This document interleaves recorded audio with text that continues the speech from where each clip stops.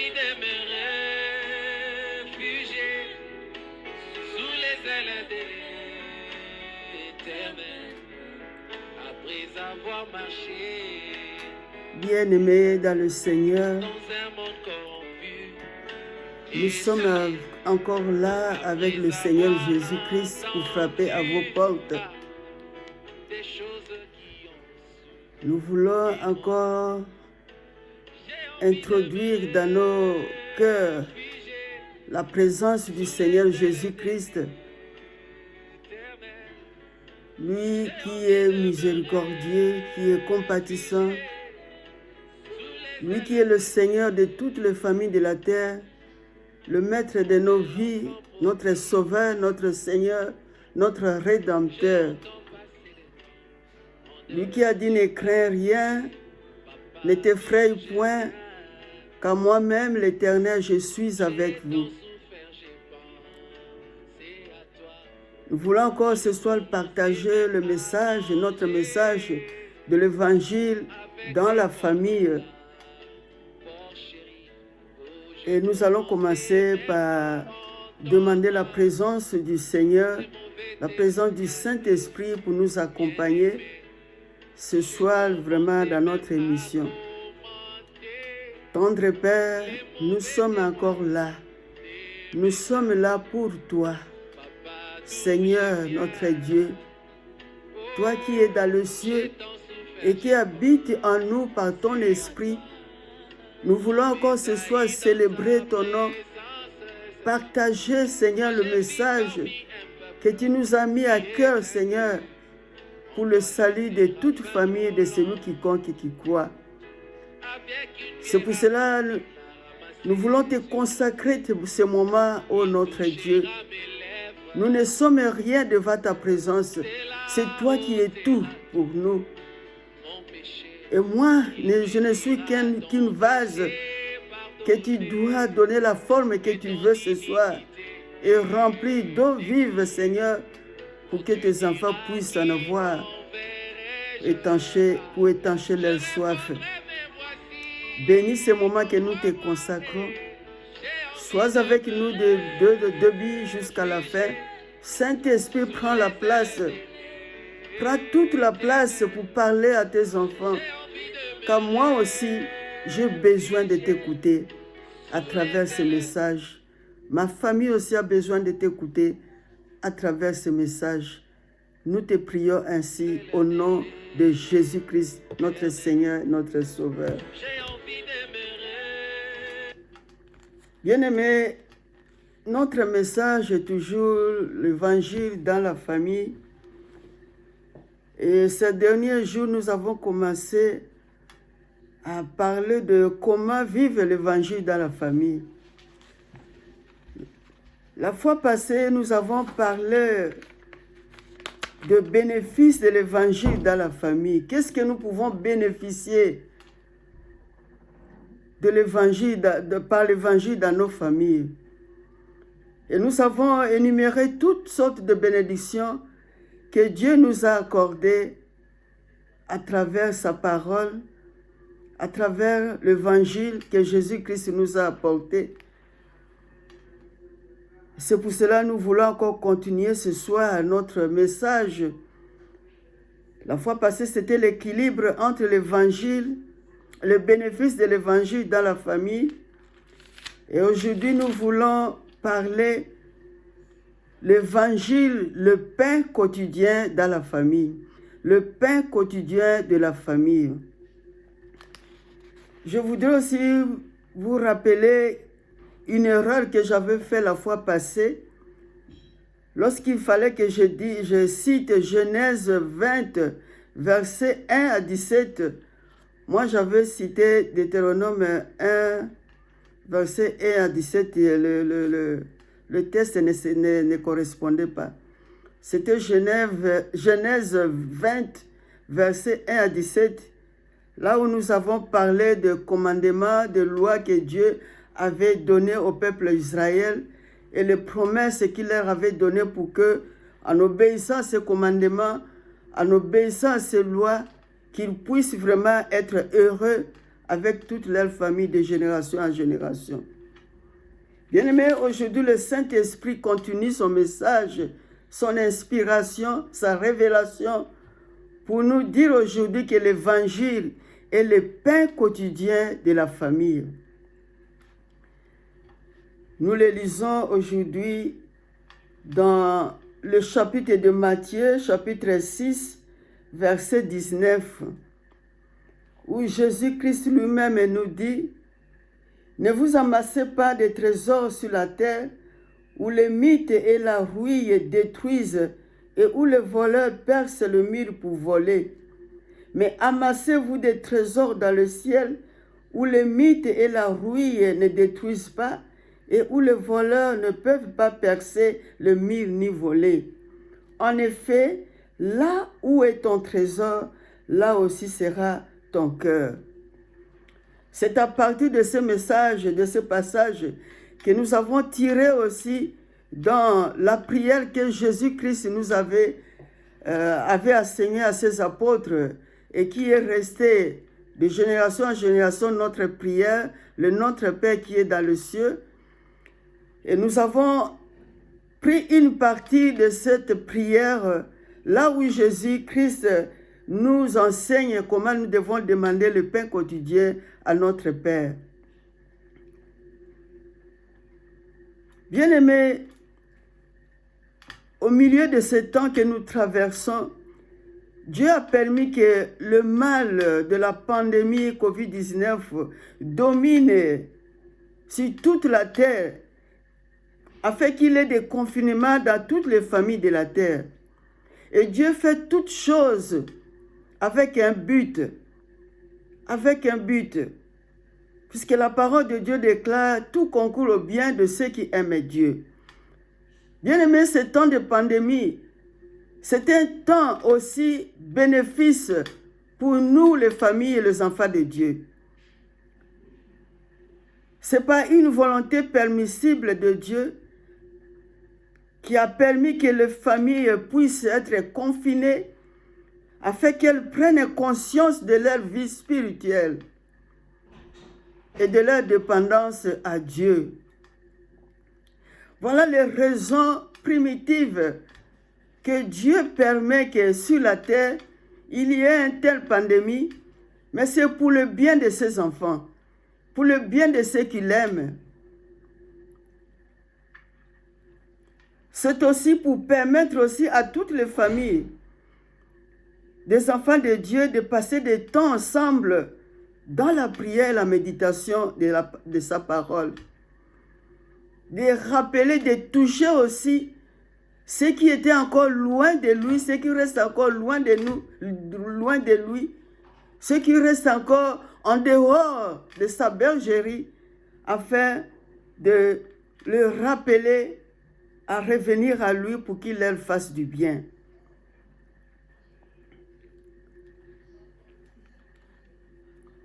Car il est un Dieu miséricordieux, un Père qui ne nous abandonne pas, qui ne délaisse pas ses enfants et qui n'abandonne pas ses élus.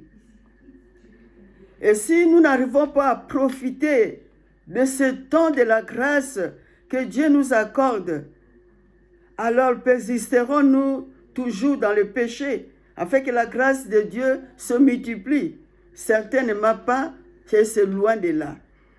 Ainsi déclare le chapitre de Romains 6, verset 1. Aujourd'hui, nous voulons aussi, par l'aide du Saint-Esprit, prendre un passage biblique dans lequel Jésus-Christ nous a appris à prier. Donne-nous aujourd'hui notre pain quotidien.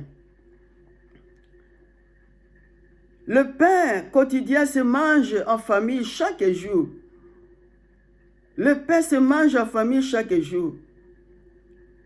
Mais le pain quotidien dont Jésus nous parle est aussi le pain qui vient du Père Céleste et qui nourrit notre âme chaque jour.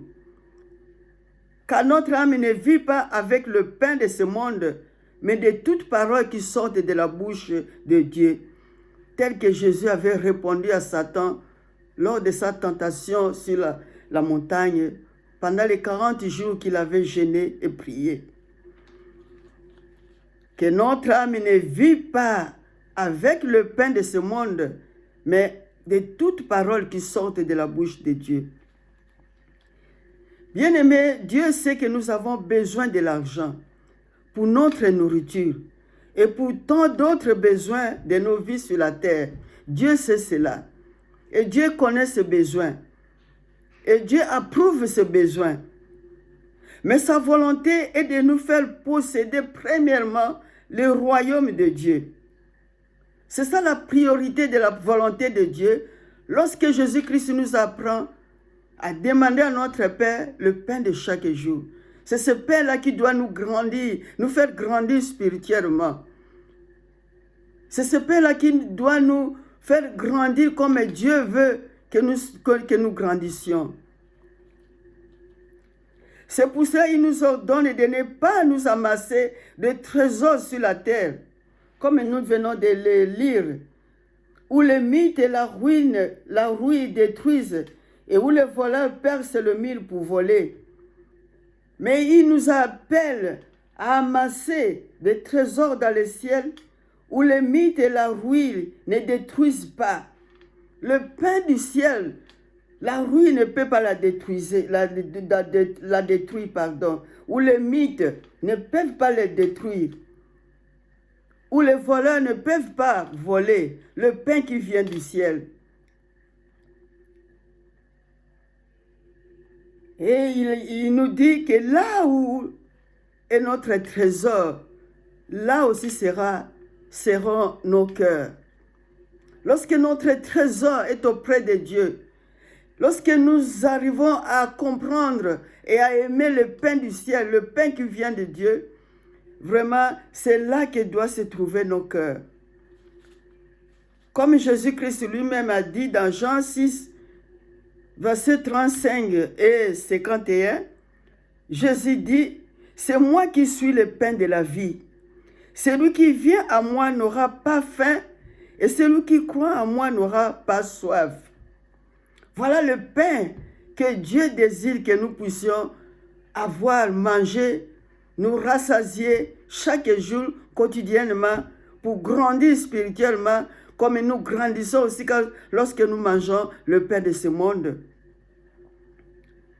Il a dit encore dans le verset 51, « Je suis le pain vivant, descendu du ciel.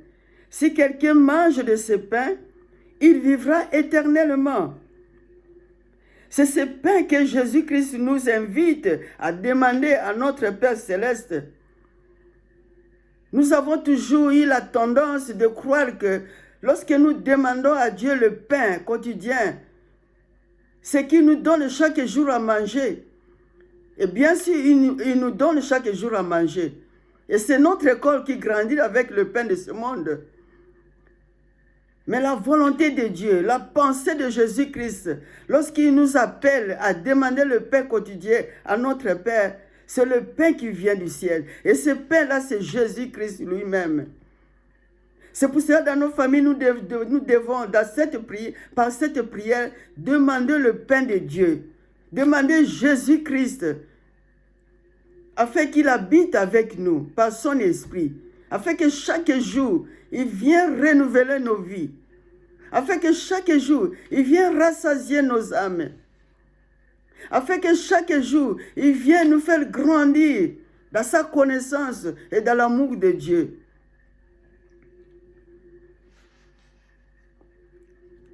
Bien-aimés, dans 3 Jean verset 2, il est écrit,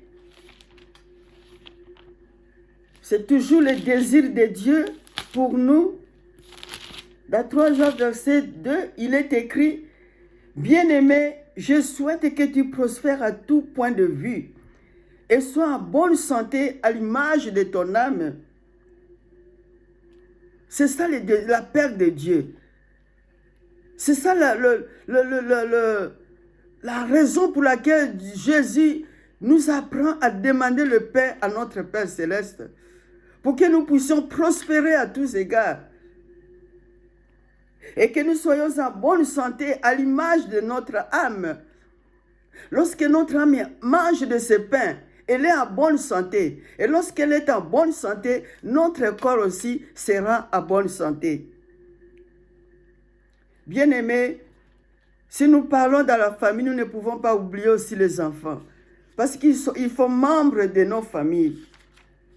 Les enfants que Dieu nous donne ont aussi besoin de ce pain pour connaître, aimer Dieu et honorer leurs parents selon les commandements de Dieu pour avoir la vie longue et la vie éternelle. C'est pour cela Romains 10, 13 à 14 nous dit: mais nos enfants, comment feront-ils appel à celui en qui ils n'ont pas cru? Et comment entendront-ils parler de lui si personne ne leur annonce? Si nous n'annonçons pas, n'apprenons pas aux enfants la valeur du pain céleste, la valeur du pain de Dieu, qui est Jésus-Christ, comment croiront-ils à lui? Et comment feront-ils appel si personne ne leur annonce? C'est pour cela, bien-aimés, qu'il est très nécessaire que les parents veillent sur leur foyer, en consacrant davantage du temps à leur famille, pour partager ensemble le pain quotidien, le pain de la chair et le pain spirituel. Bien-aimés, ce que vous êtes dans votre maison, c'est ce que vous êtes réellement devant Dieu. C'est pour cela, Matthieu 24 nous dit, dans le chapitre 24 du Matthieu,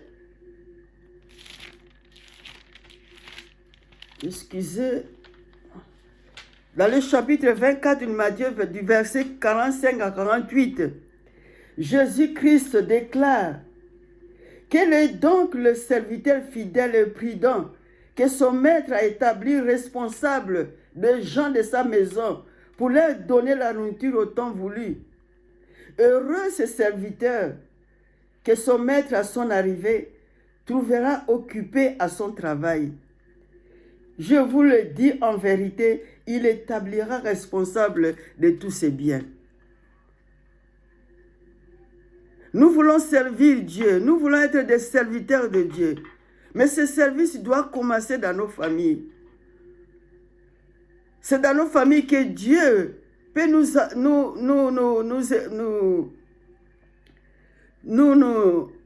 nous qualifier afin de nous donner encore des responsabilités plus grandes dans son Église.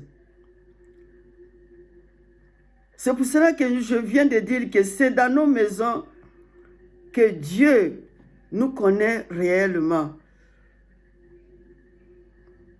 Nous avons dit précédemment que la famille est une cellule pour l'Église. Donc la famille doit apprendre à se faire une cellule dans la maison, prier, enseigner, apprendre aux enfants à aimer Dieu, à connaître Dieu,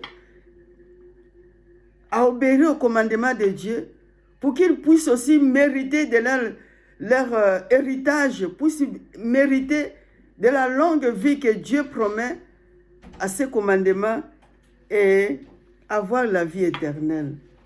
Voilà le message de ce soir, bien-aimés, que Dieu nous a donné, le Saint-Esprit nous a aidé vraiment à étaler cela, afin que nous puissions comprendre que le pain quotidien que Jésus-Christ nous a appris dans la prière, ce n'est pas seulement le pain qui nourrit notre corps, mais nous demandons aussi le pain du ciel qui nourrit notre âme. Et c'est ce pain du ciel-là, c'est Jésus-Christ lui-même, comme il a dit, je suis le pain de vie.